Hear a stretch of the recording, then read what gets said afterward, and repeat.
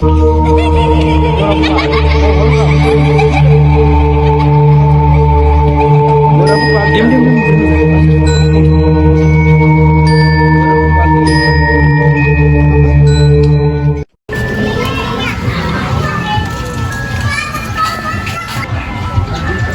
ba yung bahay ni Lola?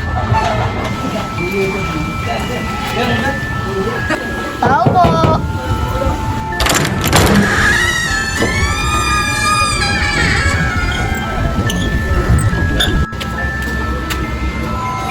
Wala namang tao, biglang nagbukas. Ano ba yan? Ganito pala yung bahay nila Lola. Medyo nakakatakot ha, pero okay na rin.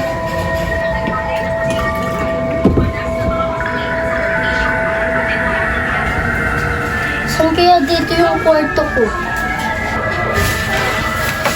Sino ka? Anong ginagawa mo dito? Dapat di ka pumunta dito. Bakit? Bahay to ng lola ko eh.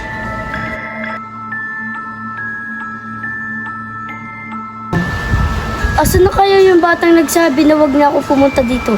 Eh wala naman ako nararamdaman. Ano kayang kakaiba sa bahay ng lola ko? Eh ang ganda-ganda naman. Wala naman sigurong kakaiba sa bahay ng lola ko. Ang weird lang naman ng batang nagsabi sa akin na wag na akong tumuloy dito. 3 days naman na ako dito, wala naman ako nararamdaman kakaiba.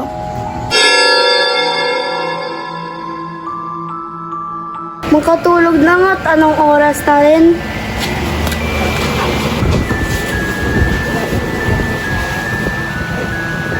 Nung malamig sa likod ko,